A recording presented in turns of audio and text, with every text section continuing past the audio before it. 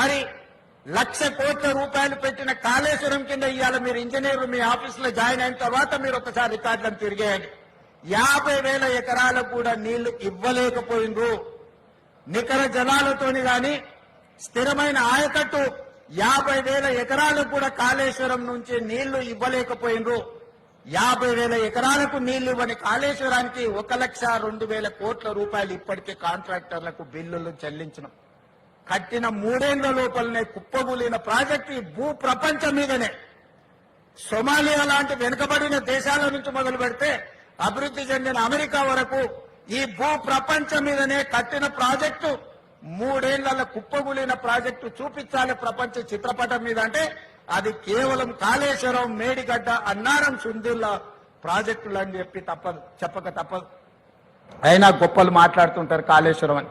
అందుకే ఈ రోజు ఇంజనీర్లు నేను మీకు సూచన చేస్తున్నా, మీరు ఆదర్శంగా తీసుకోవాల్సిన ప్రాజెక్టులు నాగార్జున సాగర్, శ్రీశైలం, ఉస్మాన్ సాగర్, హిమాయత్ సాగర్ అయితే ఎలా కట్టకూడదో, ఎలా కడితే ప్రజలకు నష్టం జరుగుతుందో చూడాల్సింది కాళేశ్వరం.